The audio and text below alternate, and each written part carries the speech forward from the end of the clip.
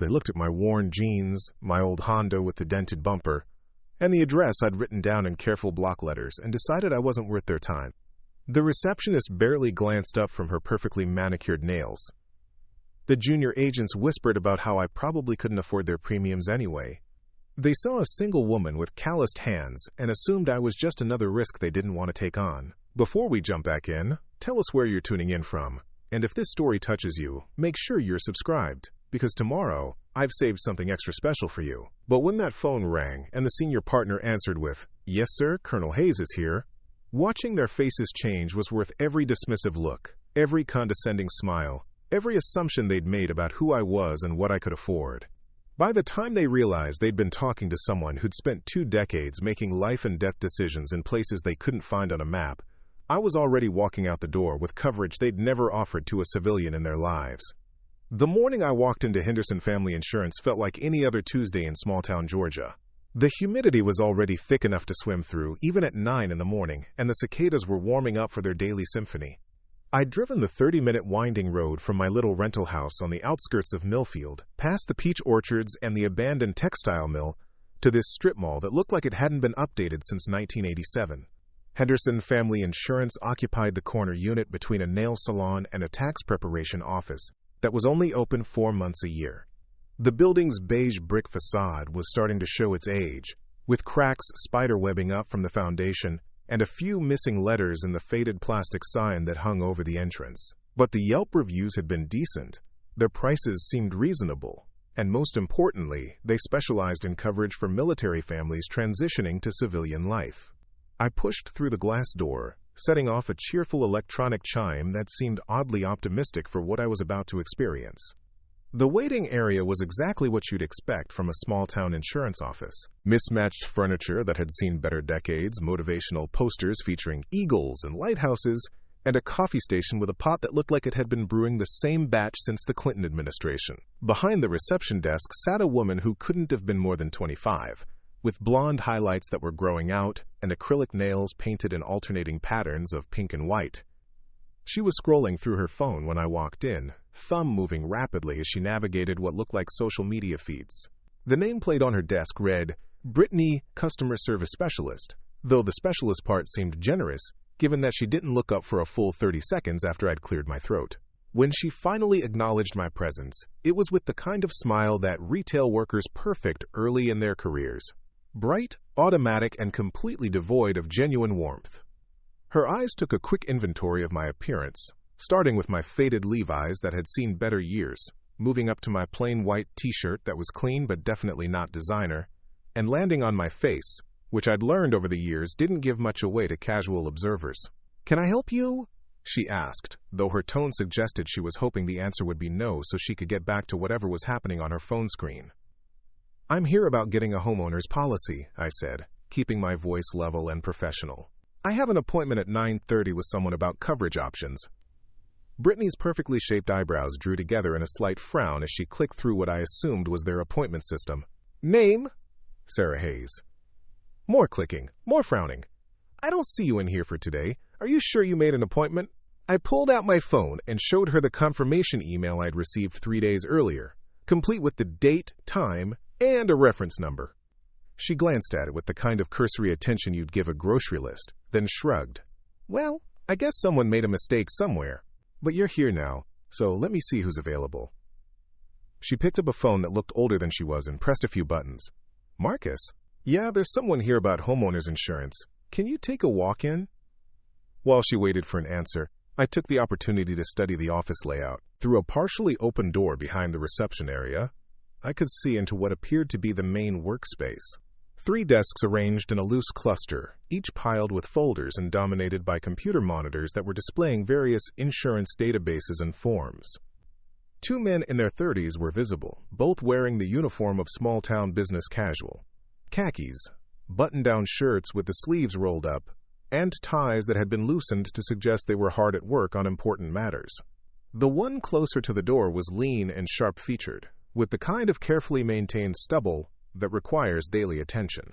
His desk was organized to the point of obsession, with pens arranged by color and papers stacked in precise right angles. He was gesturing animatedly while talking on his phone, using the kind of exaggerated hand movements that suggested he was trying to convince someone of something they didn't want to hear.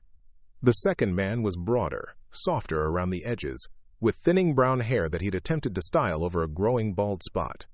His workspace told a different story than his colleagues, with coffee-stained folders scattered across the surface and a small army of empty energy drink cans forming an aluminum fortress around his computer monitor. He was leaning back in his chair, feet up on his desk, scrolling through what looked like sports scores on his phone. "Marcus can see you," Brittany announced, hanging up the phone with more force than necessary. "But he's got a conference call in 20 minutes, so you'll need to keep it brief." She stood up and gestured for me to follow her through the maze of desks to where the organized man was just finishing his phone conversation. Up close, I could see that his shirt was expensive, probably more than I'd spent on clothes in the past 6 months, and his watch was the kind of statement piece that was designed to be noticed. He looked up as we approached, and I watched his eyes do the same quick assessment that Brittany had performed at the front desk. "This is Sarah Hayes," Brittany said, already backing away like she wanted to distance herself from whatever was about to happen. "She wants homeowners insurance." Marcus extended his hand with the practiced smoothness of someone who'd learned that first impressions mattered in sales, though I caught the slight hesitation before he made contact, like he was making a conscious decision to be professional, despite his initial assessment of my net worth potential. "Marcus Chen," he said, his handshake firm but brief. "Please, have a seat. What can I do for you today?" I settled into the chair across from his desk, noting how he positioned himself slightly back from the table, creating just enough distance to suggest this might not be worth his full attention. "I'm looking to purchase homeowners insurance for a property I'm buying here in Millfield. Nothing fancy, just basic coverage with good liability protection. Property address." He was already pulling up forms on his computer, fingers flying across the keyboard with the efficiency of someone who'd done this thousands of times. I gave him the address of the small 2-bedroom house I'd put an offer on 3 weeks earlier. It sat on 2 acres just outside the town limits, surrounded by pine trees and far enough from the main road that you couldn't hear traffic. The kind of place where you could sit on the porch in the evening and listen to the owls calling to each other across the darkness. It wasn't much to look at from the outside, but it had good bones and the kind of solid construction that suggested it would outlast whatever storms the next few decades might bring. Marcus typed the address into his system and waited for the property details to populate. I watched his expression shift as the information appeared on his screen, eyebrows rising slightly as he scrolled through what appeared to be tax records and previous sale information. "Interesting," he murmured, though he didn't elaborate on what exactly he found noteworthy. "And you're purchasing this outright, or will you be financing?" "Cash purchase." That got his attention in a way that my appearance hadn't. He looked up from his screen, reassessing me with the kind of careful attention that suggested he was recalculating something in his head. "Cash? For the full purchase price?" "That's right."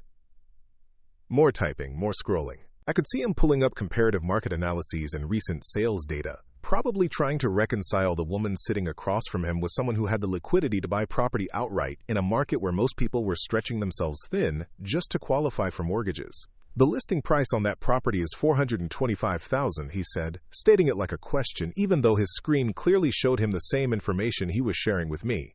"I'm aware. And you're planning to pay cash?" "Yes. May I ask what you do for work?"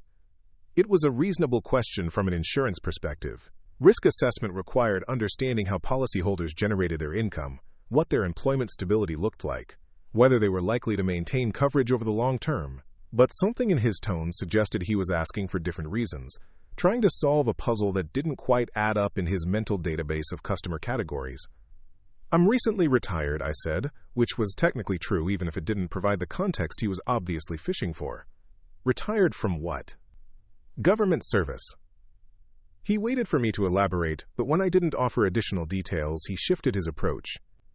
"Well, government pensions can certainly provide good stability for insurance purposes." "Federal or state?" "Federal." "Great, great." Those tend to be reliable income streams." He was making notes in what appeared to be a customer profile form, probably recording details about employment and financial stability that would factor into their risk calculations. "How long were you with the government?" 22 years. That seemed to satisfy whatever requirements he was working through because he moved on to pulling up insurance options and rate calculations. I watched him navigate between different screens, entering property details and coverage amounts, building quotes that would give us starting points for the conversation about what I actually needed. "Okay," he said after a few minutes of focused typing. "I've got some preliminary numbers here. For basic homeowners coverage on that property, with standard liability limits and a reasonable deductible, we're looking at somewhere in the neighborhood of $1,800 annually." He turned his monitor toward me so I could see the, quote, breakdown, pointing to different line items with his pen as he explained what each coverage component included: standard dwelling protection, personal property coverage, liability protection, medical payments. The kind of basic package that most homeowners carry to satisfy their mortgage companies and protect against the most common risks. "That seems reasonable," I said, scanning the numbers and terms. "What about increasing the liability coverage? I'd like to go higher than your standard limits." "How much higher?" $2 million. Marcus blinked, pen hovering over his notepad like he wasn't sure he'd heard correctly.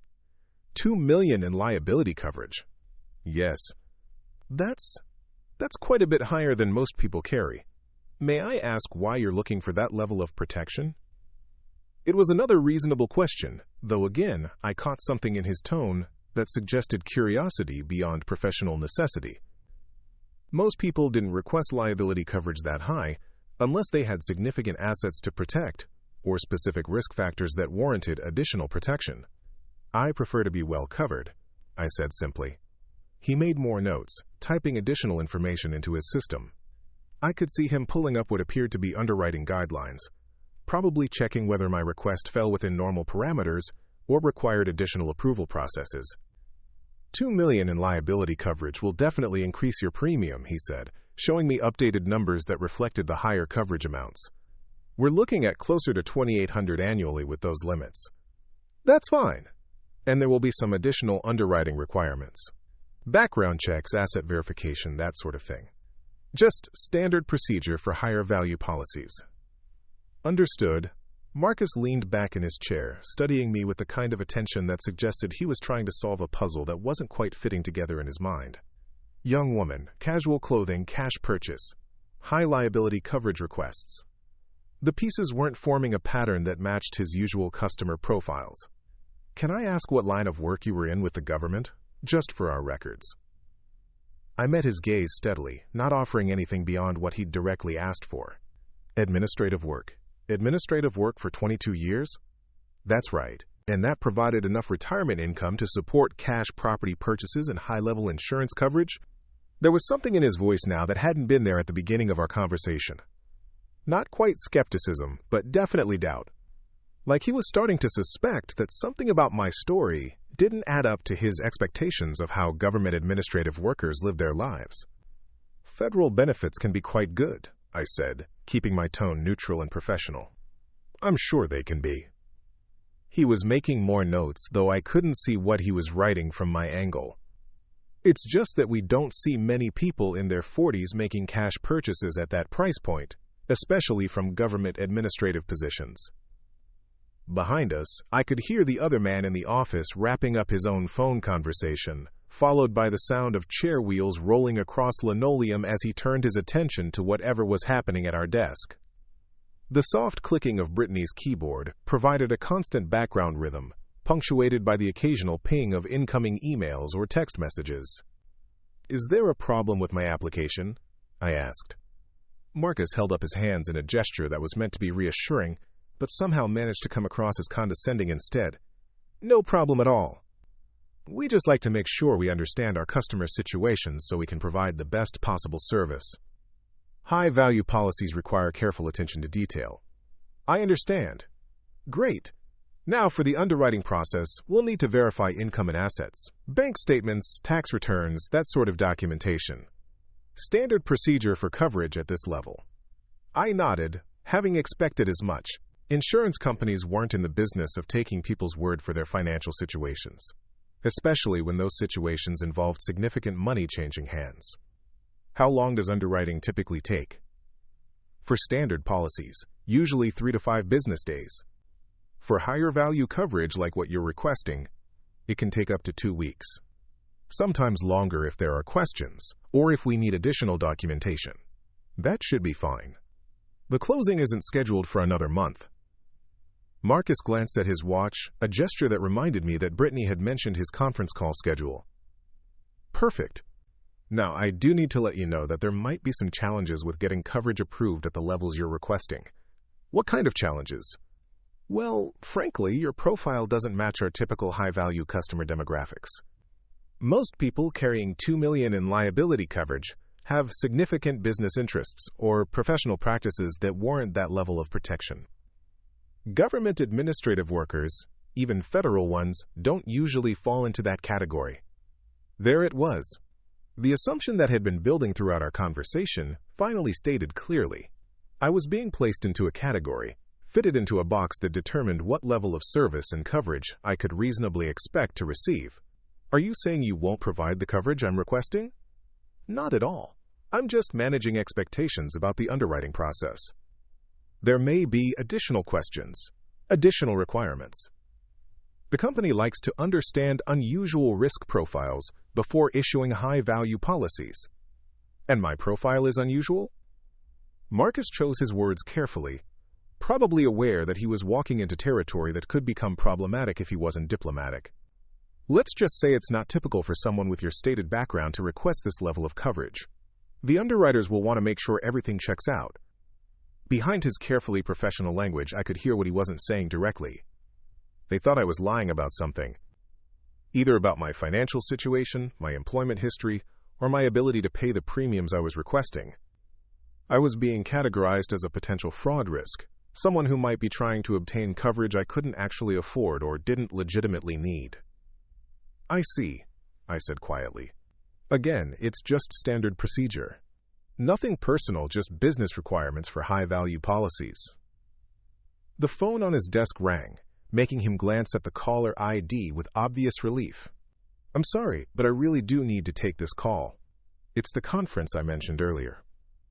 He stood up, extending his hand again in the same professional manner he'd used to greet me, though this time there was a subtle difference in his posture.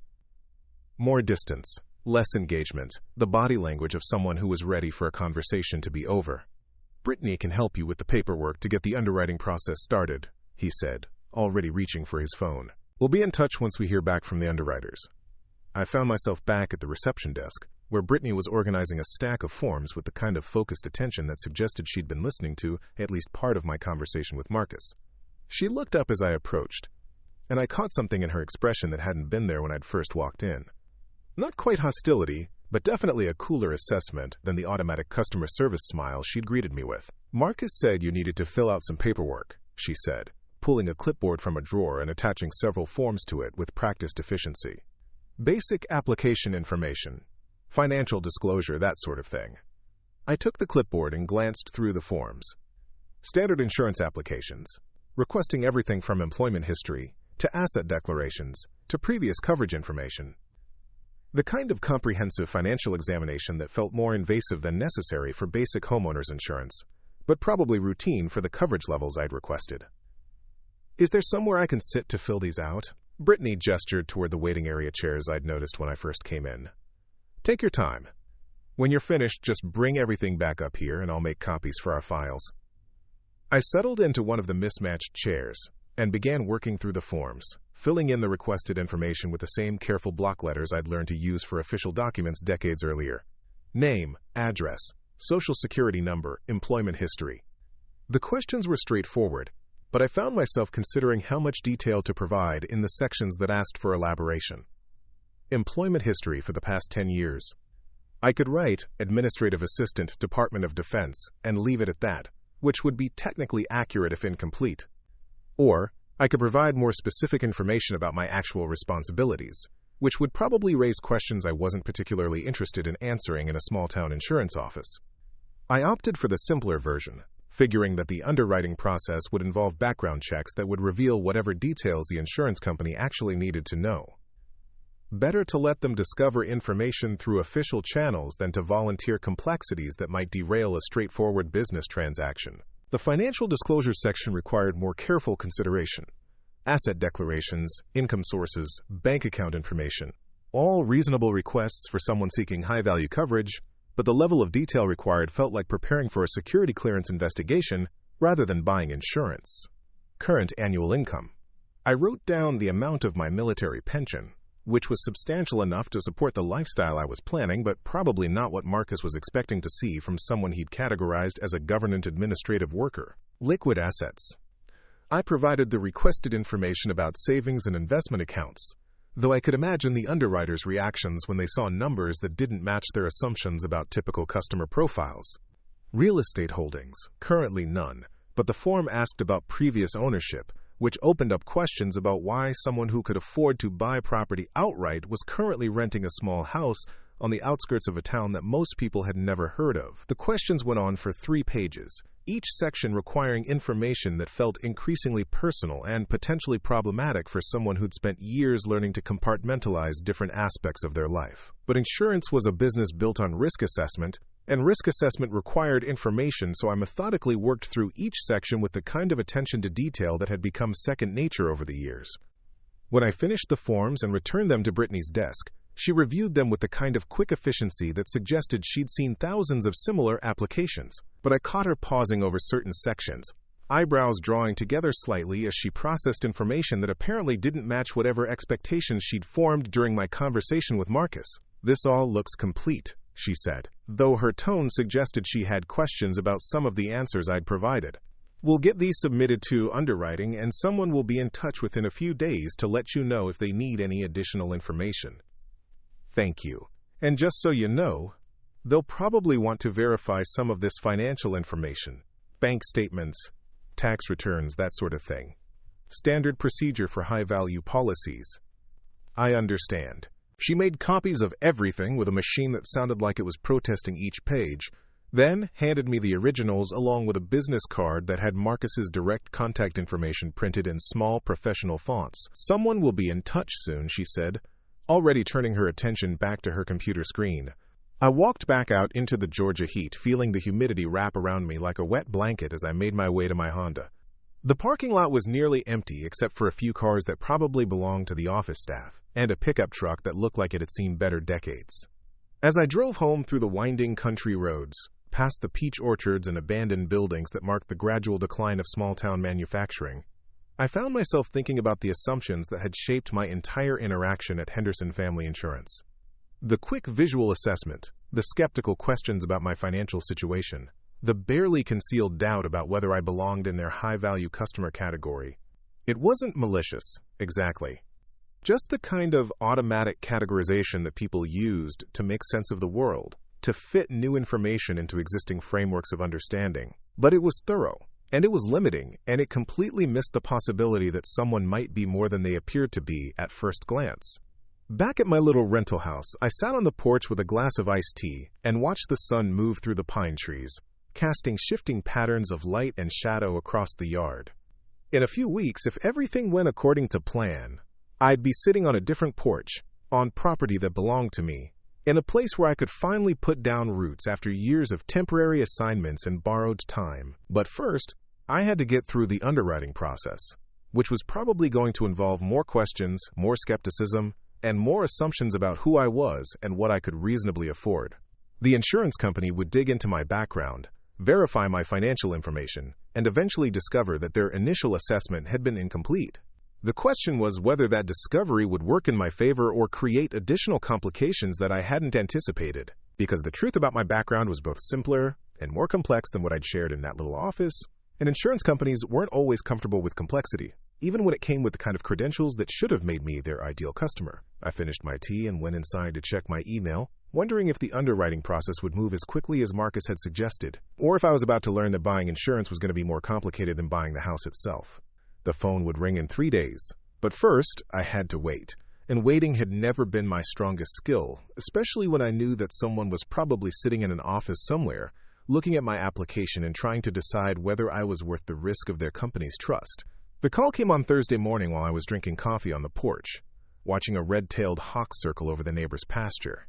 Brittany's voice sounded different over the phone, less automatically cheerful and more businesslike, though still carrying that subtle edge of skepticism that had colored our initial interaction. "Miss Hayes, this is Brittany from Henderson Family Insurance. Marcus asked me to call because the underwriters have some questions about your application." I set down my coffee mug and walked inside where I could hear her more clearly over the morning sounds of rural Georgia waking up. What kind of questions? Well, there are some discrepancies they'd like to clarify. Could you come in this afternoon? Maybe around 2 o'clock? Discrepancies about what? Marcus would prefer to discuss the details in person. It's nothing serious, just some information that needs verification. The tone suggested it was definitely something they considered serious, but I agreed to the appointment and spent the rest of the morning wondering what exactly their background checks had turned up that warranted a face-to-face conversation. Federal employment records were usually straightforward, especially for someone with my length of service, but the private sector sometimes had difficulty interpreting military career progressions that didn't follow traditional civilian patterns.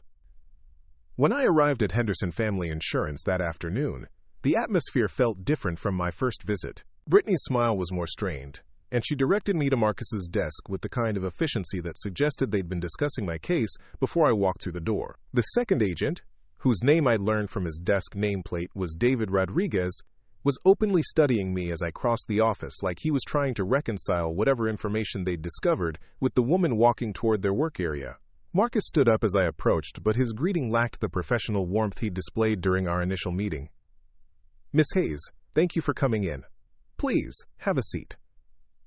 I settled into the same chair I'd occupied 3 days earlier, noting that Marcus had positioned himself differently this time, leaning forward across his desk in a way that suggested he was taking this conversation more seriously than our previous discussion about coverage options. "So," he began, pulling up files on his computer screen, "we've received some preliminary information back from the underwriters, and there are a few things that don't quite add up.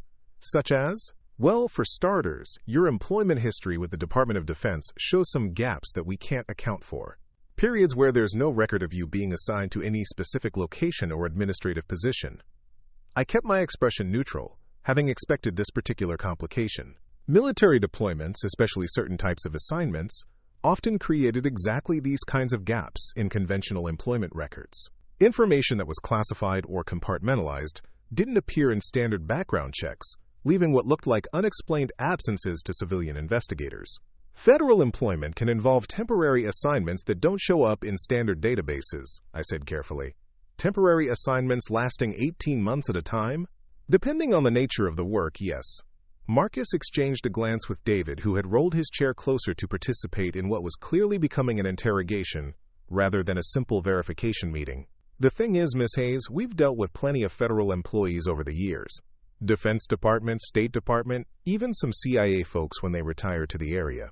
Their employment records might be sparse on details, but they're consistent in terms of duty stations and general assignments. And mine aren't. Yours show you being assigned to Fort Stewart in Georgia, then nothing for 18 months, then suddenly you're listed as being stationed at Peterson Air Force Base in Colorado, followed by another gap, then assignment to something called Joint Task Force Operations with no location specified." David leaned forward, adding his voice to the discussion for the first time. "We've never seen a federal administrative worker with that kind of assignment pattern. It looks more like—" He trailed off, apparently uncertain about how to finish that sentence without making accusations he couldn't support. "Like what?" I asked. "Like someone who was doing work that regular administrative assistants don't typically do," Marcus said, taking over the conversation again. "Which raises questions about the income levels you've declared and the assets you're claiming to have." "Questions about what, specifically?" "About whether someone in an administrative support role could realistically accumulate the kind of wealth you're claiming to possess. The numbers don't match up with typical government salary scales, even at the federal level." I could see where this was heading, and it wasn't a direction that would make anyone's life easier. They'd done enough research to know that something about my background didn't fit their expectations, but not enough to understand what that actually meant. The result was suspicion without context, questions without the security clearances necessary to get accurate answers. "Have you considered that I might have been in a different type of government position than what you're assuming?" "What kind of different position?" "The kind that comes with different salary scales and different employment patterns." Marcus pulled up another screen, this one showing what appeared to be salary comparison charts and federal pay grade information. "According to our research, even senior administrative positions with the Defense Department don't typically provide the kind of retirement income that would support cash property purchases at the level you're claiming. That's true for most administrative positions, but not for yours? Preparing and narrating this story took us a lot of time, so if you are enjoying it, subscribe to our channel. It means a lot to us. Now back to the story. Not for mine. David jumped back into the conversation, his tone carrying more edge than Marcus was willing to show directly. Miss Hayes, with all due respect, we need to be able to verify the information you've provided. High-value insurance policies require thorough background checks, and when those checks raise red flags, we have to investigate further. What kind of red flags? Employment gaps, unexplained income sources, assignment patterns that don't match standard federal career progressions. The underwriters are concerned that we might be looking at fraudulent information. There it was, the accusation they'd been dancing around since I'd walked in. They thought I was lying about my financial situation, possibly trying to obtain insurance coverage I couldn't afford by providing false information about my background and assets. I see. Now, we're not making any accusations, Marcus said quickly, probably recognizing that calling a potential customer a fraud wasn't the best customer service approach. We just need additional documentation to verify the information you've provided. What kind of additional documentation? Tax returns for the past 5 years, detailed bank statements, documentation of your federal pension, proof of assets. Basically, we need to be able to trace every dollar you're claiming to have back to legitimate income sources. David was nodding along, adding his own requirements to the growing list. And we'll need official employment records from the Defense Department, not just the basic information that shows up in standard background checks. Something that explains these assignment gaps and clarifies exactly what kind of work you were doing. I looked between the two men, both of whom were clearly convinced they'd uncovered something suspicious about my application. Their body language had shifted into what I recognized as an adversarial posture, the kind of positioning that happened when people decided you were probably lying to them and they needed to prove it. Those employment records may not be available through normal channels, I said. Why not? Because some federal positions involve work that's classified at levels above what civilian insurance companies are cleared to access. Marcus laughed, though there wasn't much humor in it.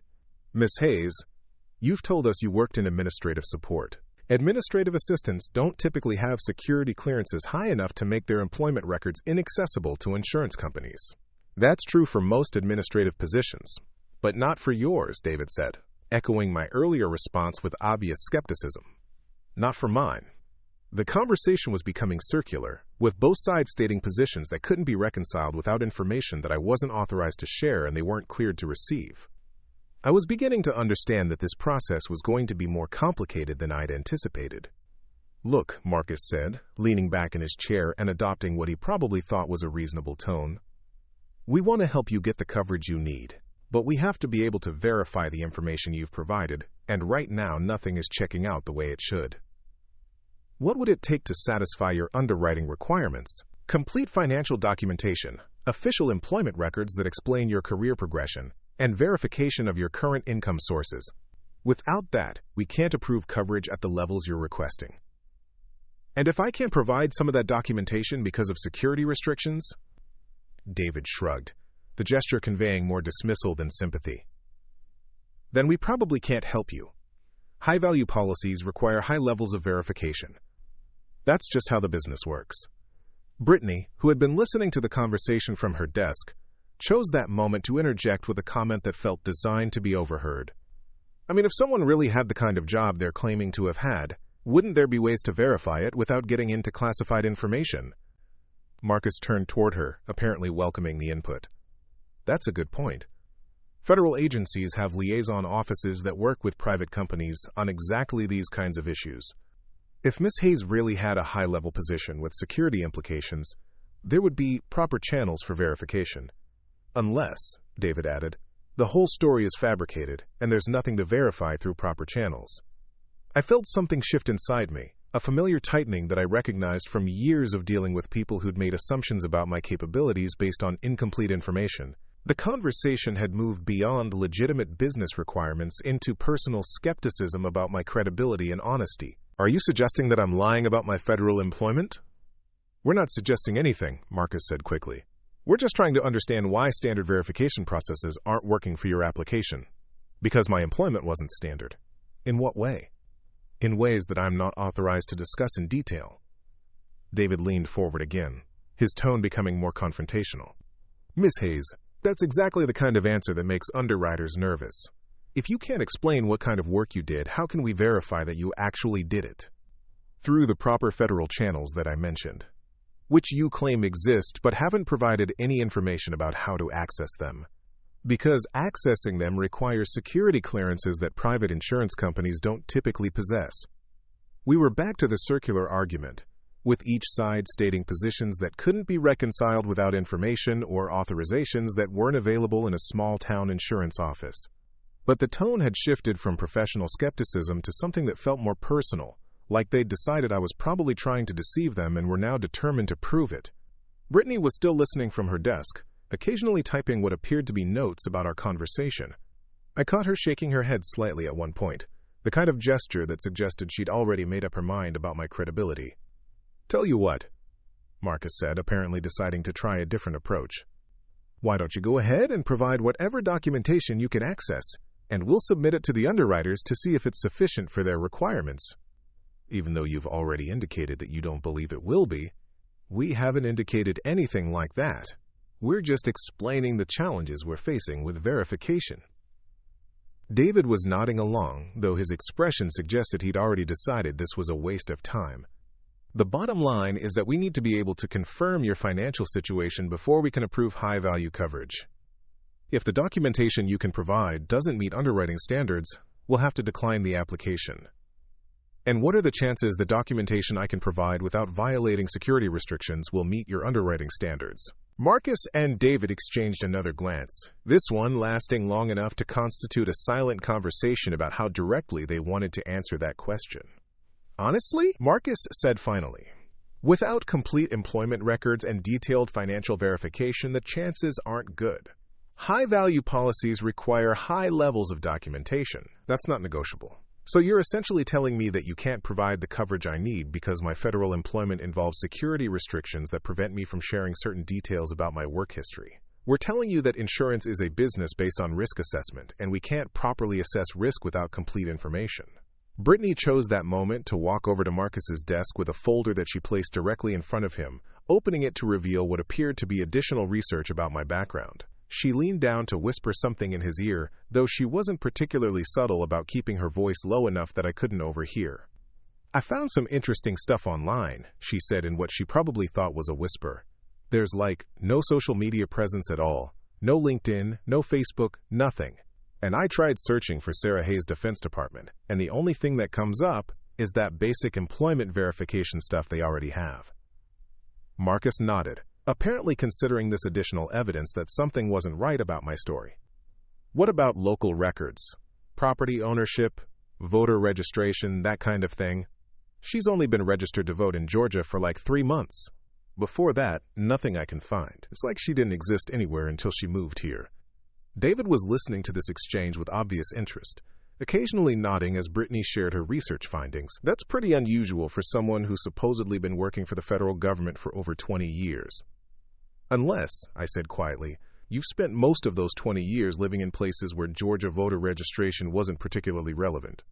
All three of them turned toward me with expressions that suggested they'd forgotten I was sitting right there listening to their discussion about my suspicious lack of online presence and local community connections. "What kind of places?" Marcus asked. "The kind where federal employees get assigned for extended periods without maintaining permanent addresses in any particular state." "For 20 years?" "For as long as the mission requires." Brittany was looking at me with the kind of expression that suggested she was trying to decide whether I was impressively committed to an elaborate deception or actually telling the truth about something that sounded improbable to people who'd never lived outside the civilian world. "Miss Hayes," she said, "I've been working in insurance for 3 years, and I've never seen anyone with a background that looks like yours.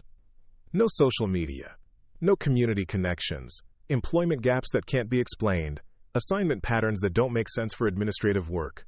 It looks like someone who's trying to create a fake identity, or someone who's spent years working in positions that require operational security measures that civilians don't typically encounter."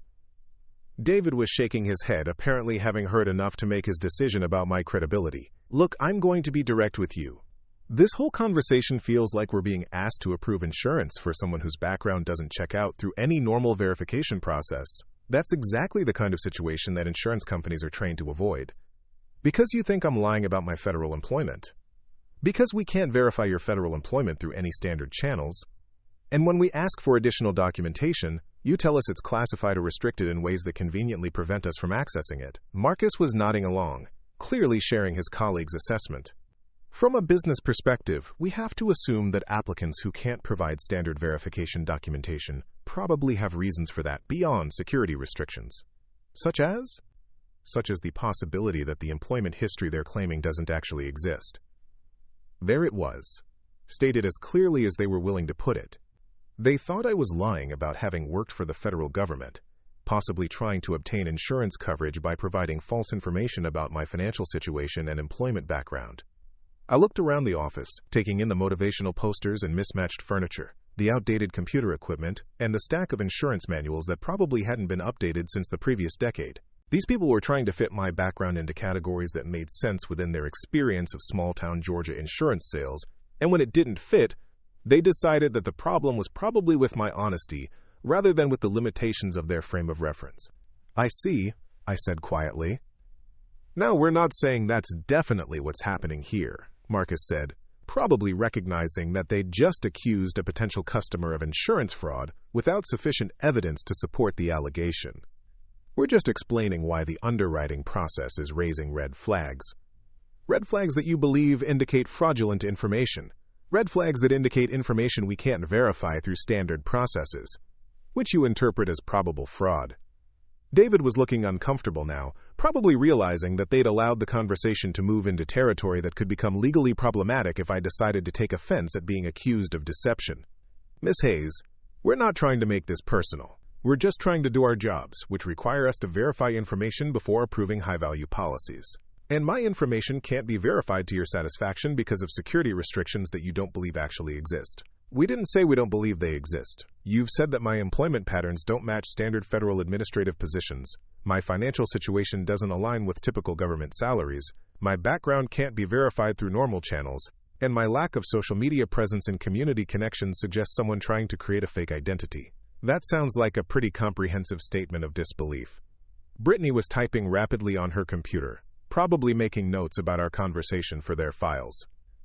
I could see her glancing up occasionally, studying my reactions like she was looking for signs of deception or inconsistency that would confirm their suspicions. Look, Marcus said, why don't we try a different approach? If you really do have the kind of federal background you're claiming, there must be someone who can vouch for your employment and financial situation. A former supervisor, a colleague, someone who can provide verification through official channels. Someone with appropriate security clearances who's authorized to discuss classified work assignments with private insurance companies. Someone who can at least confirm that you worked in the capacity you're claiming and earned the income you're reporting. I considered this suggestion, thinking through the practical implications of asking former colleagues to provide employment verification for insurance purposes. The kind of people who could accurately describe my federal career weren't typically accessible through normal business channels. And the processes for obtaining official verification involved bureaucratic procedures that could take months to navigate. That might be possible, I said carefully, but it would involve federal agencies that don't typically respond quickly to civilian verification requests. How long would we be talking about? Weeks, possibly months, depending on the security review requirements for releasing employment information to private companies. David was shaking his head before I finished speaking. Miss Hayes, we can't hold insurance applications open for months while waiting for verification that may or may not ever arrive. We have business timelines that require decisions within reasonable periods. What would you consider a reasonable period? 2 weeks maximum. After that, we'd have to decline the application and suggest that you reapply when you can provide complete documentation. Marcus was nodding in agreement, though he looked slightly uncomfortable with the ultimatum his colleague was presenting. That's pretty standard in the industry. High-value applications that can't be verified within normal timeframes usually get declined, rather than held indefinitely. I sat back in my chair, processing the situation that was developing. They wanted verification of my background within 2 weeks, using documentation that would satisfy civilian underwriting requirements, through processes that typically took months to navigate and often couldn't provide the level of detail that private companies expected. And if I can't provide the verification you need within 2 weeks, then we'd have to decline your application, David said with finality. even though the delay would be due to federal security procedures rather than any unwillingness on my part to provide documentation. Unfortunately, yes. We have to work within business timelines that don't always accommodate government bureaucracy. Brittany looked up from her computer where she'd been researching something during our conversation. Actually, I just found something interesting. There's a Sarah Hayes who shows up in some military database searches, but it's not for administrative positions. All of us turned toward her, though I felt my chest tighten with the recognition that she'd probably stumbled across information that was going to complicate this conversation in ways that none of us were prepared for. "What kind of database searches?" Marcus asked. "Military awards and commendations. There's a Sarah Hayes who received some kind of medal for service in Afghanistan, but the details are restricted or classified or something." She turned her monitor toward us, showing a search result that displayed partial information about military decorations awarded to personnel with my name. The kind of information that was publicly available in aggregate databases, but didn't include operational details or context that would explain what the awards were for. "That's interesting," David said, leaning forward to read the screen more carefully. "Sarah Hayes, Bronze Star Medal, Purple Heart, Army Commendation Medal. That doesn't sound like administrative work."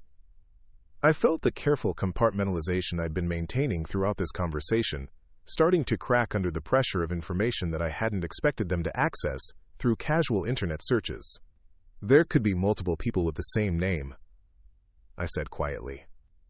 "Could be," Marcus agreed, though his tone suggested he was finding that explanation less plausible by the minute. "But the timeframes match up with your claimed federal employment, and the service locations align with some of those assignment gaps we were asking about." Brittany was typing frantically, apparently following up on her initial discovery, with additional searches that were yielding more information than I'd anticipated would be available through civilian databases. "Oh wow," she said, pulling up another screen. "There's more stuff here. Something about special operations, but most of the details are redacted or classified." The room had gone very quiet, with all three insurance employees staring at computer screens that were displaying fragments of my military record through publicly accessible awards databases and veteran services websites. "Miss Hayes," Marcus said slowly, "is there something about your federal employment that you haven't shared with us?" The silence stretched for what felt like several minutes, though it was probably only seconds. I could see Marcus processing the information on Brittany's screen, his expression shifting from skepticism to something that looked like dawning comprehension. David was leaning back in his chair, studying me with the kind of attention that suggested he was recalculating everything he thought he knew about the woman sitting across from their desks. "Miss Hayes," Marcus repeated, his voice carrying a different tone than it had throughout our conversation. "Is there something about your federal employment that you haven't shared with us?" I looked at the three of them, all waiting for an explanation that would reconcile the administrative assistant story with military decorations that clearly indicated something far more complex than office work. The careful boundaries I'd maintained around my background were dissolving under the weight of publicly accessible information that I hadn't realized would be so easily discoverable. "There's quite a bit about my federal employment that I haven't shared with you," I said quietly. Brittany was still scrolling through search results, her eyes growing wider as she discovered additional fragments of information. "There's something here about counterterrorism operations, but everything's redacted, and there's a mention of something called Joint Special Operations Command, but I can't access any details." David was shaking his head slowly, the gesture conveying disbelief rather than dismissal. "Miss Hayes, Joint Special Operations Command isn't administrative work. That's military special operations." "Yes, it is. You're military. I was military." Marcus was pulling up additional screens on his computer, apparently cross-referencing the information Brittany had found with his own research capabilities. "These awards, the Bronze Star and Purple Heart, those are combat decorations." "Yes, they are. You were in combat. Multiple times." The dynamic in the room had shifted completely. Instead of three insurance employees interrogating a potentially fraudulent applicant, I was now sitting across from three civilians who were gradually realizing they'd spent the past hour questioning someone whose background was far outside their frame of reference for normal customer interactions. Brittany looked up from her computer with an expression that suggested she was trying to process information that didn't fit any of her previous assumptions about federal administrative workers. "How do you go from special operations to administrative work?" "You don't. I never said I did administrative work. I said I worked in administration." "What's the difference?" Administrative work is filing papers and answering phones. Working in administration can mean coordinating operations that involve classified missions and personnel who don't officially exist. David was studying the awards information on Brittany's screen with the kind of focus that suggested he was finally beginning to understand the scope of what they'd been dealing with. These decorations span 15 years. You were in active combat operations for 15 years? Active operations, yes. Not all of them involved combat, but many did. Marcus was looking uncomfortable now, probably recognizing that their entire approach to my application had been based on assumptions that were not only incorrect, but potentially insulting to someone who'd spent decades in military service. Miss Hayes, why didn't you tell us you were military from the beginning? Because most people have preconceived notions about military personnel that complicate business interactions. I've found it's usually easier to keep things simple. Simple how? By describing my work in terms that civilians can understand without getting into details that require security clearances to discuss properly. Brittany was still researching, apparently fascinated by the fragments of information she was uncovering. There's something here about Afghanistan and Iraq, multiple deployments. And something about training foreign military units. But most of the details are classified. That would be accurate. You trained foreign militaries? Among other things. David was shaking his head again, though this time the gesture seemed to be directed at himself rather than at me. So when you said you worked in administration, you meant you were coordinating military operations. Sometimes. And when you said you had employment gaps, you meant you were deployed to combat zones. Often. And when you said your employment records might be difficult to access, you meant they're classified at levels that civilian insurance companies can't reach. Exactly. Marcus was staring at his computer screen, apparently trying to figure out how to proceed with an insurance application that had just revealed itself to be far more complex than anything in his previous experience. Miss Hayes, I have to ask, what rank were you when you retired? I hesitated, knowing that this piece of information would probably complete their understanding of how thoroughly they'd misjudged the situation, Colonel. The words seemed to hang in the air like something tangible. All three of them were staring at me with expressions that suggested they were trying to reconcile the woman in faded jeans sitting across from them with someone who'd held senior military rank and commanded operations in combat zones. Colonel, Brittany repeated, her voice barely above a whisper. Yes. You're a retired colonel. That's correct. David was running his hands through his hair, a gesture that suggested he was processing the full implications of having spent an hour questioning a retired military officer about her credibility and financial situation. Colonel Hayes, I think we owe you an apology. You were doing your jobs. We were making assumptions based on incomplete information and treating you like a potential fraud case. You didn't have the complete information. Marcus was looking at his computer screen, where he'd apparently pulled up military pay scales and retirement benefits. Colonel, your military pension alone would support the financial profile you provided. We didn't need to question your assets or income sources. You didn't know that. We should have asked better questions instead of assuming you were lying about your background. Brittany had stopped researching and was just sitting at her computer, staring at the screen like she couldn't quite believe the information she'd uncovered. I can't believe we've been treating a retired colonel like she was trying to scam us for insurance money. The phone on Marcus's desk chose that moment to ring, the sound cutting through the awkward silence that had settled over our conversation. He glanced at the caller ID, then looked at me with an expression that suggested he was hoping this wasn't about to become more complicated than it already was. I should probably take this, he said, reaching for the handset. Henderson Family Insurance. This is Marcus. I could hear a voice on the other end of the line, though I couldn't make out the specific words, but I could see Marcus's expression changing as he listened, his face going through a series of shifts that suggested the conversation was adding new dimensions to an already complex situation. Yes, sir. She's here right now, he said, his tone carrying a level of deference that hadn't been present in any of our previous interactions. Of course, sir. Right away. He hung up the phone and looked at me with an expression that combined apology, embarrassment, and something that might have been awe. Colonel Hayes. That was my district manager. He's on his way over to handle your application personally. Your district manager? Yes, ma'am. Apparently, your application got flagged for review at the regional level because of the coverage amounts you requested, And when they ran your background through federal databases, it came back with some kind of priority notation. David was leaning forward, obviously curious about what kind of priority notation would cause a district manager to personally intervene in a routine insurance application. What kind of priority notation? The kind that means we're supposed to provide whatever coverage Colonel Hayes needs without the standard underwriting requirements. Brittany was staring at me with the kind of expression that suggested she was still trying to process the complete reversal of everything she'd assumed about my background and credibility. What does that mean exactly? It means, Marcus said carefully, that Colonel Hayes has some kind of federal status that overrides normal insurance verification procedures. I felt a familiar tightness in my chest, recognizing that my application had probably triggered security protocols that were designed to protect the identities and locations of personnel who might still be considered operational assets even in retirement. The kind of protocols that civilian businesses rarely encountered but were required to accommodate when they did. "How long until your district manager arrives?" I asked. Marcus glanced at his watch, apparently calculating travel time from wherever the regional office was located. "Maybe 20 minutes. He said he was leaving immediately. And he's coming here to handle my application personally." "Yes, ma'am." He was very specific about that.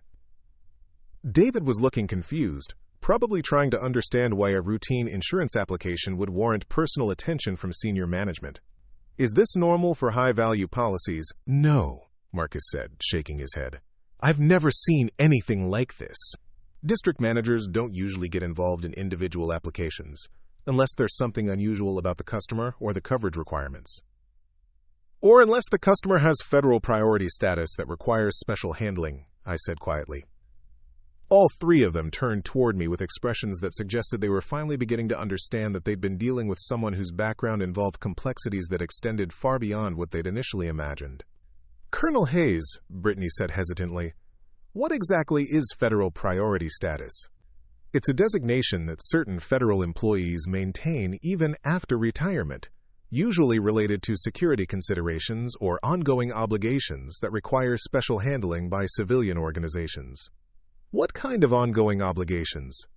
"The kind that I'm not authorized to discuss in detail." Marcus was looking at his computer screen again, apparently trying to research federal priority designations through whatever databases he had access to.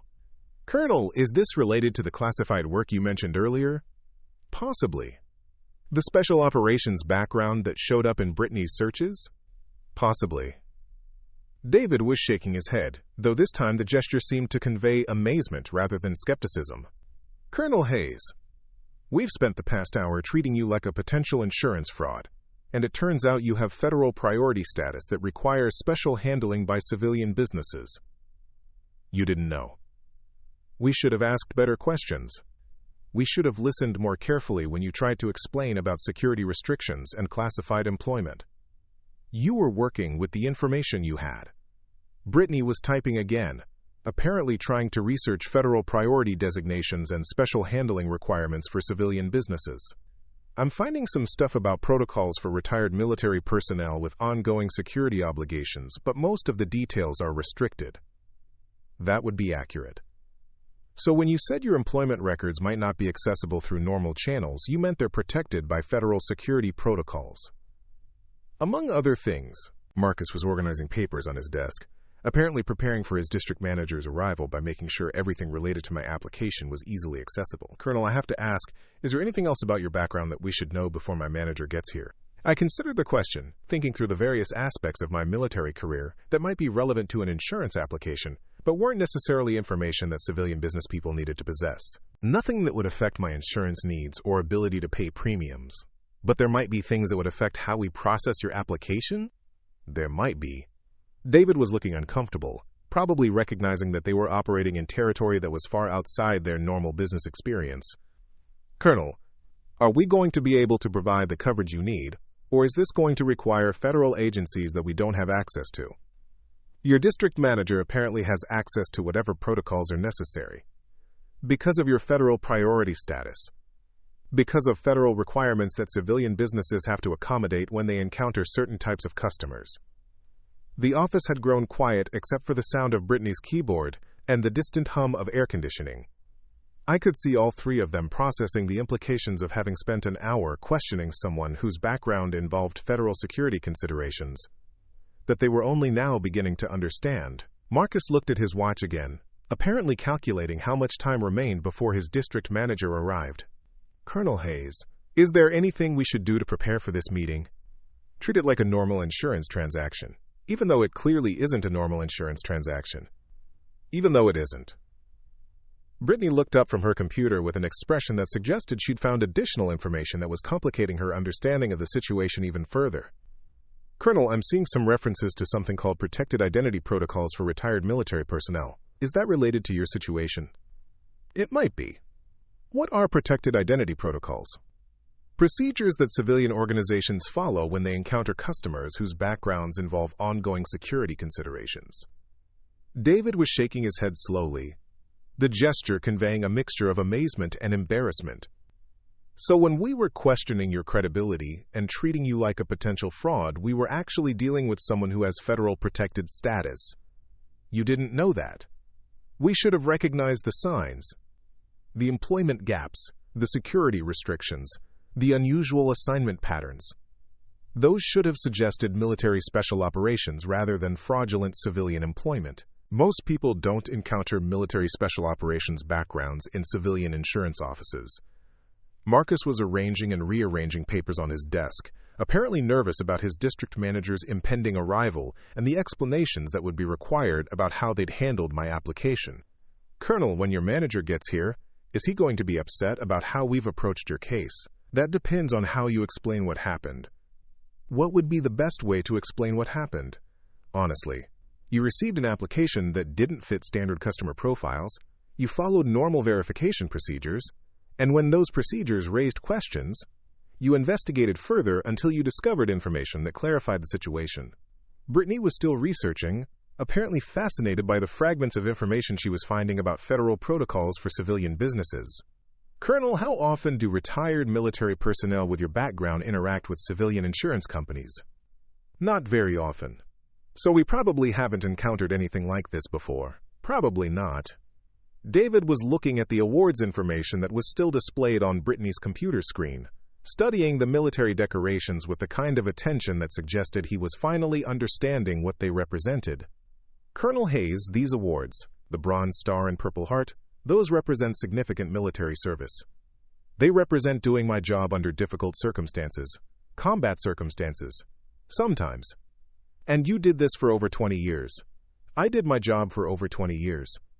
Marcus looked up from his papers with an expression that suggested he'd been thinking about the implications of our entire interaction from a business perspective. "Colonel, from an insurance standpoint, your background actually makes you an ideal customer. Military discipline, proven reliability, stable income, significant assets. Everything that insurance companies look for in high-value clients. That's what I tried to tell you. But we couldn't see past our assumptions about what federal administrative workers look like. Most people make assumptions based on their previous experience." The sound of a car door slamming in the parking lot made all of us look toward the front windows. A black sedan had pulled up near the entrance, and a man in a dark suit was walking toward the building with the kind of purposeful stride that suggested he was used to handling situations that required immediate attention. "That's probably my district manager," Marcus said, standing up and straightening his tie. "Probably." Brittany was closing the various research windows she'd had open on her computer, apparently preparing to present a more professional appearance for senior management. "Should we mention the research we did about Colonel Hayes' background?" "Only if he asks," Marcus said. "And let me do most of the talking." The electronic chime announced the arrival of someone who was clearly accustomed to being taken seriously. The man who walked through the door was in his 50s, with silver hair and the kind of bearing that suggested military experience even in civilian clothing. His eyes swept the office once, taking in the layout and the people present with the kind of quick assessment that I recognized from my own professional training. "Marcus Chen?" he asked, though his tone suggested he already knew the answer. "Yes, sir, you must be Mr. Patterson." "I am. And this is Colonel Hayes?" He was looking directly at me with the kind of respectful attention that had been absent from my interactions with the office staff. No quick visual assessment of my clothing or assumptions about my financial situation, just professional recognition of someone whose background warranted serious consideration. "Yes, sir. Colonel, I apologize for any inconvenience our standard procedures may have caused.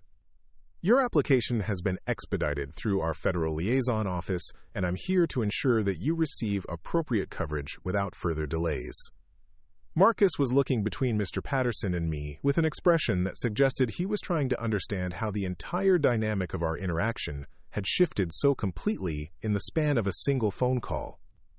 Mr. Patterson, he said carefully, we were working through some verification issues with Colonel Hayes's application. Yes, I'm aware of the verification issues. They've been resolved through federal channels that don't require standard civilian documentation. Colonel Hayes's application has been approved for premium coverage at the level she requested. Brittany was staring at Mr. Patterson with a kind of expression that suggested she was trying to process the complete reversal of everything that had happened over the past hour. Approved? Just like that? Just like that. Colonel Hayes has federal priority status that overrides normal underwriting requirements. Her application should never have been subjected to standard verification procedures.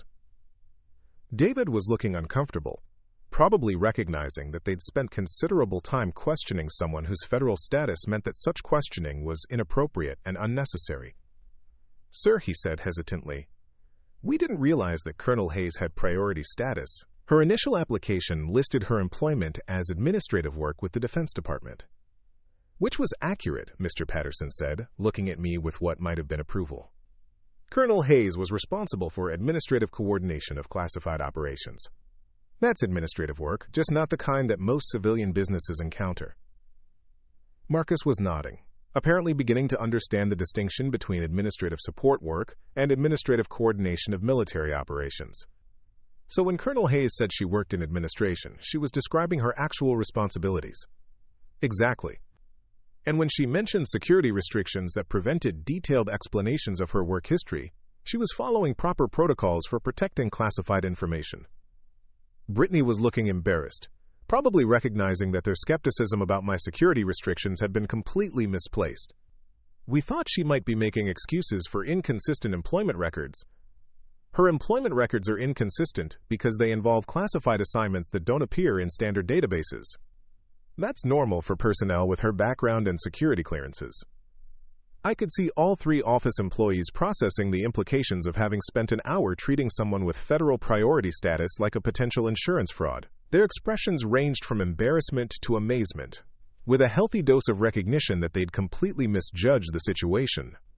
Mr. Patterson, Marcus said, what do we need to do to complete Colonel Hayes's application?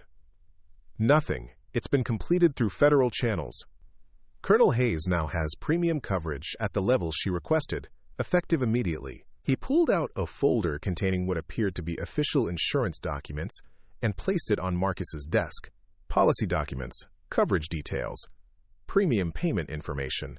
Everything has been processed and approved. David was shaking his head, apparently still trying to process the speed with which everything had been resolved once proper channels were involved. Sir, this usually takes weeks of underwriting review. For standard applications, yes. For federal priority customers, the process is expedited through protocols that most civilian businesses never encounter. Brittany was looking at the policy documents with the kind of fascination that suggested she was seeing something completely outside her normal work experience. This is really different from our usual policies. Colonel Hayes is really different from your usual customers, Mr. Patterson said with what sounded like mild amusement. Federal priority status comes with federal priority service. I stood up, recognizing that the business portion of this interaction was complete, and there was no reason to prolong what had already been a more complicated process than anyone had anticipated. Thank you, Mr. Patterson. I appreciate your assistance with this matter. Of course, Colonel. If you need any adjustments to your coverage or have questions about your policy, please contact me directly rather than going through standard customer service channels. He handed me a business card with contact information that included several different phone numbers and what appeared to be a secure email address. My direct line is available 24 hours a day for federal priority customers. Marcus was organizing the policy documents, apparently making sure everything was properly filed in their system. Colonel Hayes, again, I apologize for the confusion with your application. We should have handled this differently from the beginning. You handled it the way you're trained to handle unusual applications. There's nothing wrong with being thorough about verification requirements. But we made assumptions about your background that weren't accurate. Most people make assumptions. It's usually easier to work within those assumptions than to try to change them. David was looking at me with an expression that suggested he was still processing the complete reversal of his understanding of who I was and what my background involved. Colonel, can I ask why you didn't mention your military rank when you first came in? Because most civilian interactions go more smoothly when people don't know about military backgrounds that involve classified work. It tends to create complications that aren't necessary for routine business transactions. But this wasn't a routine business transaction. It should have been. Brittany was saving the policy information to their computer system, apparently making sure that future interactions with my account would reflect my actual status rather than the assumptions they'd initially made. Colonel Hayes, if you need to make changes or have questions about your coverage, should we contact Mr. Patterson directly? That would probably be most efficient. Mr. Patterson was gathering his papers and preparing to leave, apparently satisfied that the situation had been resolved appropriately. Colonel Hayes, your policy is effective immediately. You should receive confirmation documents within 24 hours through secure channels. Thank you. And staff, he said, addressing Marcus, David, and Brittany collectively. Colonel Hayes' account is flagged in our system as federal priority. Any future interactions should be routed directly to my office rather than processed through standard procedures. All three nodded, apparently understanding that they'd learned something important about recognizing and handling customers whose backgrounds involved federal considerations that required special protocols. I picked up my purse and the business card Mr. Patterson had given me, recognizing that this particular insurance transaction was finally complete, despite having taken a much more complicated path than I'd anticipated. Thank you all for your patience with this process, I said, heading toward the door. Colonel Hayes, Marcus called after me. Thank you for your service. I paused at the door, turning back to acknowledge the sentiment that I'd heard thousands of times over the years, but that somehow carried more weight coming from people who'd spent time questioning my credibility before discovering the truth about my background. Thank you. As I walked back out into the Georgia heat, I could hear the soft murmur of conversation behind me as the office staff presumably discussed what had just happened and what they'd learned about making assumptions based on incomplete information, the kind of conversation that probably happened in civilian businesses across the country when they encountered retired military personnel whose backgrounds didn't fit standard customer profiles. I drove home through the familiar country roads, past the peach orchards and abandoned buildings, thinking about the assumptions that had shaped my entire interaction at Henderson Family Insurance. The quick visual assessments, the skeptical questions about my financial situation, the barely concealed doubt about whether I belonged in their high-value customer category. It had all been based on incomplete information and limited frames of reference, the kind of automatic categorization that helped people make sense of unfamiliar situations, but sometimes led to completely incorrect conclusions about who they were dealing with and what those people were capable of. Back at my little rental house, I sat on the porch with a glass of iced tea and reviewed the policy documents that Mr. Patterson had provided. Premium coverage at the levels I'd requested, with federal priority service protocols that would ensure smooth interactions with the insurance company going forward. In a few weeks, I'd be moving to my new house on the outskirts of Millfield, finally putting down roots in a place where I could build a civilian life after decades of military service. And I'd be properly insured for whatever challenges that new life might bring, thanks to federal protocols that ensured retired military personnel received appropriate consideration from civilian businesses, even when those businesses initially didn't understand who they were dealing with. The phone call had come at exactly the right moment, just as the conversation in that insurance office was reaching the point where assumptions and misunderstandings might have created problems that would have been difficult to resolve through normal channels. But federal priority status existed precisely to prevent those kinds of problems, ensuring that retired military personnel with classified backgrounds could interact with civilian organizations without having to compromise security restrictions or endure unnecessary skepticism about their credibility.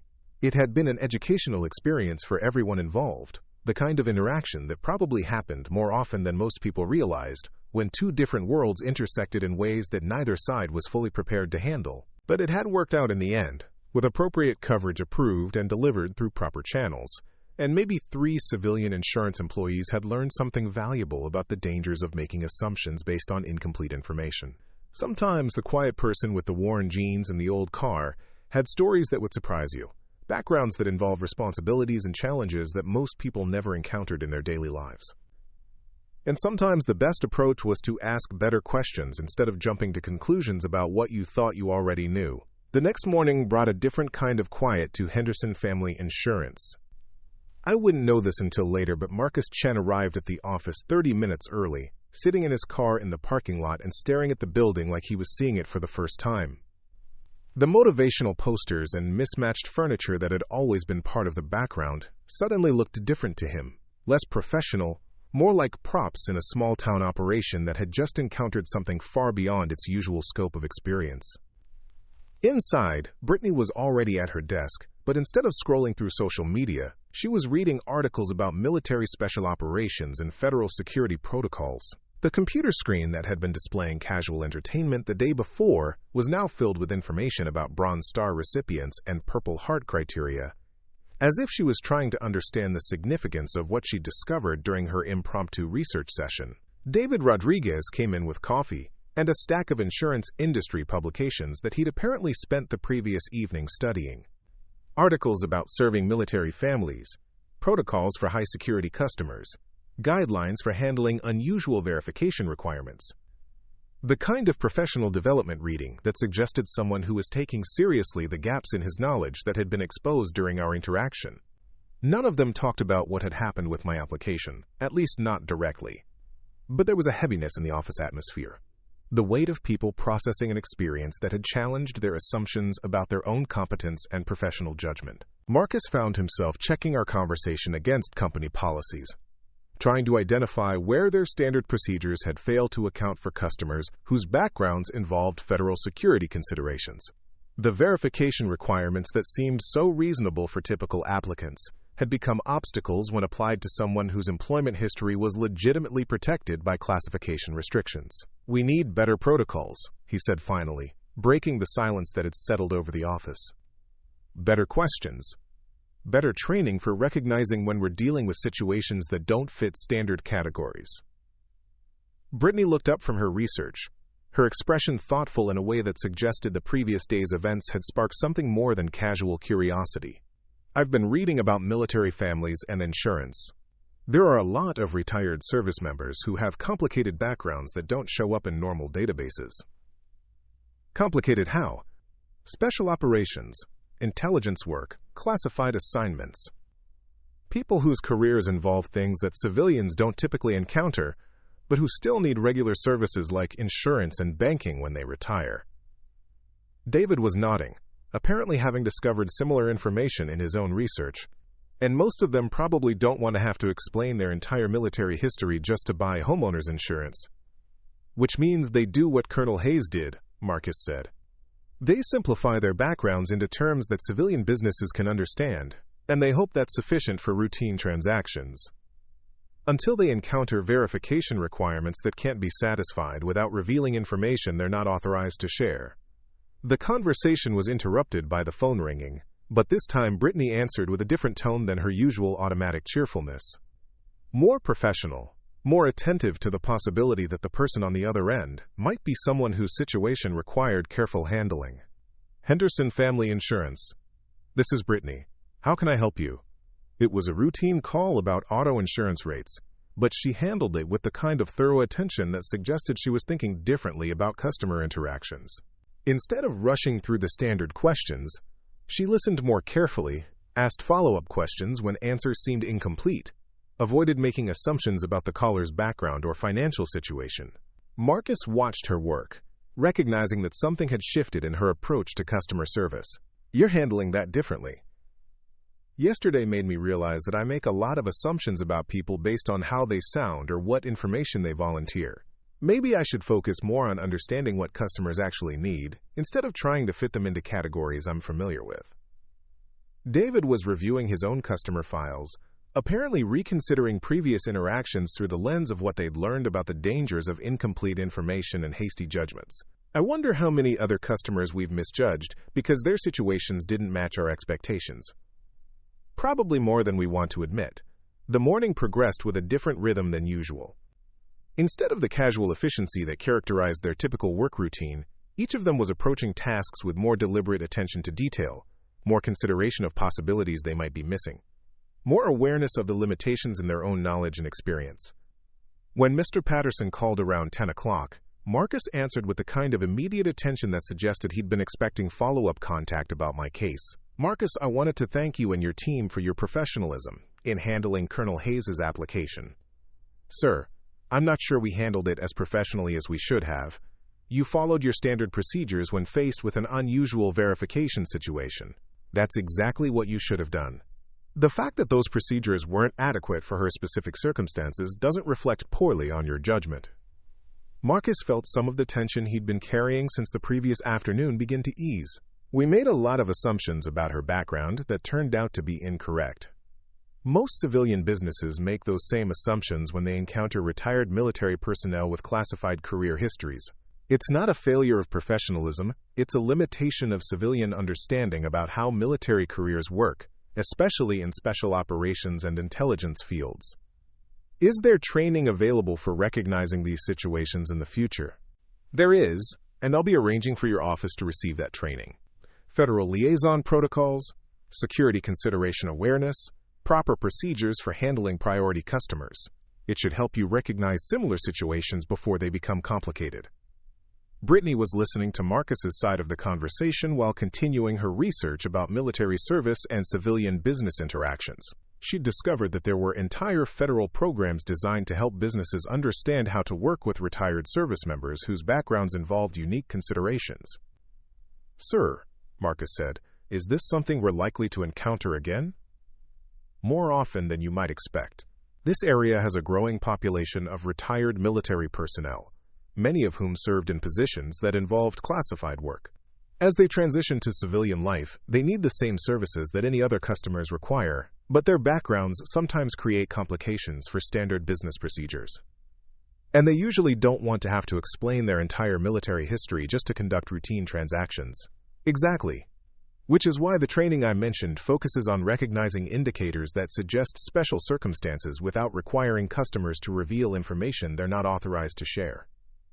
When the call ended, Marcus felt like they'd been offered a path forward that could prevent similar misunderstandings in the future. Instead of simply learning to avoid the mistakes they'd made with my application, they could develop better skills for recognizing and appropriately handling unusual customer situations. "What did he say?" David asked. "Training. Federal liaison protocols, security consideration awareness. Ways to recognize when we're dealing with customers whose backgrounds require different approaches." "That sounds useful." Brittany looked up from her computer with an expression that suggested she'd found information that provided additional context for their experience. "I've been reading about something called operational security that explains why Colonel Hayes was so careful about sharing details of her work history." Operational security? Protecting information that could compromise ongoing operations or personnel safety. Even retired military personnel often have ongoing obligations to protect classified information and operational methods. So when she said she couldn't provide detailed employment records because of security restrictions, she was following federal requirements, not making excuses. Right, and when she described her work as administrative, she was probably giving us the most accurate description she could provide without violating security protocols. Marcus was beginning to understand that their entire interaction with me had been shaped by considerations that extended far beyond routine insurance verification. She was trying to complete a normal business transaction while operating within security constraints that we didn't recognize or understand. And we interpreted her compliance with those constraints as evasiveness or potential deception. David was shaking his head, apparently processing the full implications of how thoroughly they'd misread the situation. She handled our skepticism and accusations with more professionalism than we showed in questioning her credibility. "Military discipline," Brittany said, reading from one of the articles she'd found. "Training that emphasizes maintaining composure and professionalism even when dealing with hostile or uninformed civilian interactions." We were hostile? We accused her of potential fraud, questioned her honesty, demanded documentation she wasn't authorized to provide, and treated her like a security risk instead of a valued customer. That probably qualifies as hostile. The realization settled over the office like a weight. The recognition that they'd approached someone with decades of military service and federal priority status, as if she were a problem to be solved rather than a customer to be served. Over the following days, the training that Mr. Patterson had promised began arriving in the form of materials, online courses, and eventually, a visit from a federal liaison specialist who spent an afternoon explaining how civilian businesses could better serve retired military personnel with complex backgrounds.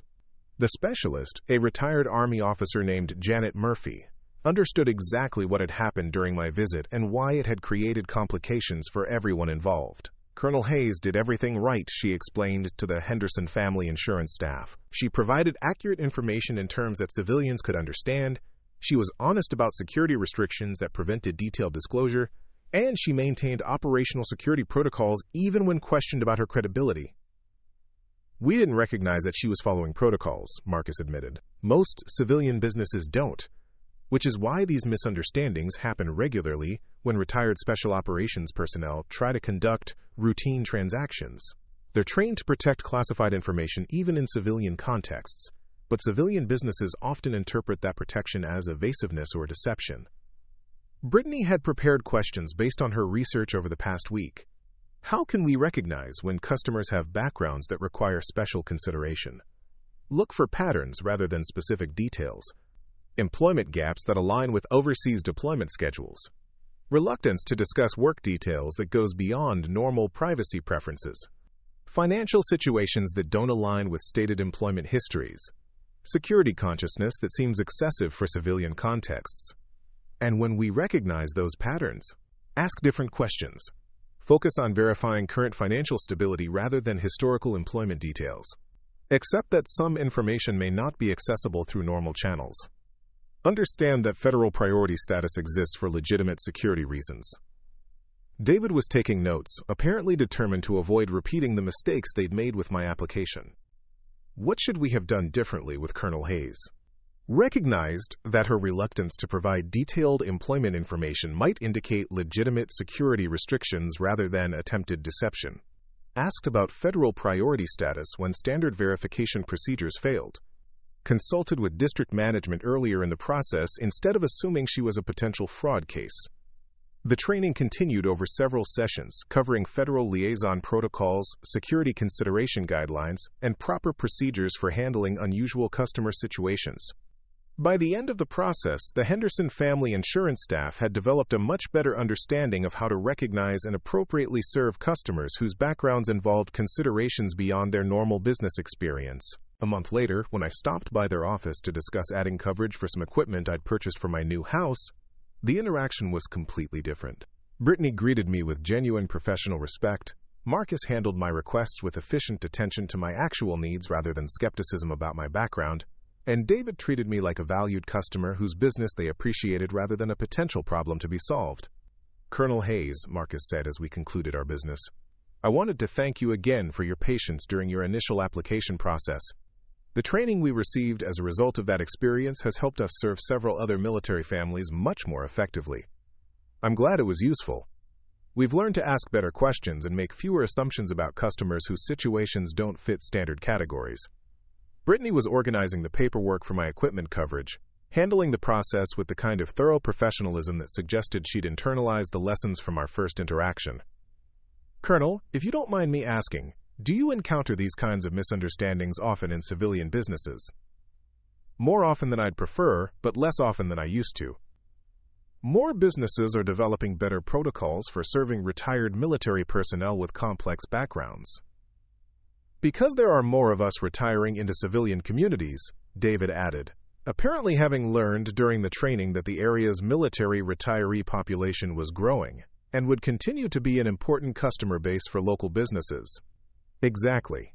And most of us prefer to conduct routine transactions without having to explain our entire military histories, so businesses that can handle unusual situations without requiring extensive personal disclosure tend to get more of our business. As I left the office that day, I reflected on how completely the dynamic had changed from my first visit. The assumptions and skepticism that had characterized our initial interaction had been replaced by professional competence and respectful service. The staff had learned to recognize indicators of special circumstances without demanding information that customers might not be authorized to share.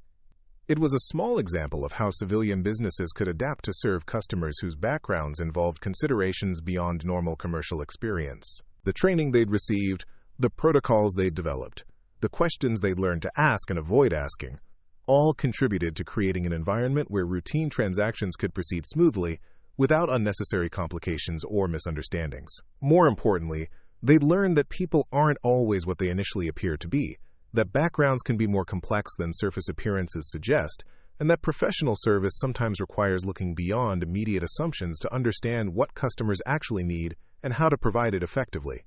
The insurance office in that strip mall between the nail salon and the tax preparation service had become a place where retired military personnel could conduct their business without having to choose between protecting classified information and receiving appropriate service. And maybe that was a small victory for everyone involved, civilian and military alike. Sometimes the most important lessons come from encounters that challenge our assumptions about what we think we know and who we think we're dealing with. The quiet woman with the faded jeans and the security restrictions might be someone whose background would surprise you, whose service record would humble you, and whose business would be valuable to you if you took the time to understand what she actually needed instead of judging her based on incomplete information. And sometimes the best thing you can do is listen more carefully, ask better questions, and remember that everyone you meet is carrying stories you might never fully understand, experiences that shape them in ways you might never comprehend, and capabilities that might exceed your expectations if you give them the chance to show you who they really are. Up next, you've got 2 more standout stories right on your screen. If this one hit the mark, you won't want to pass these up. Just click and check them out.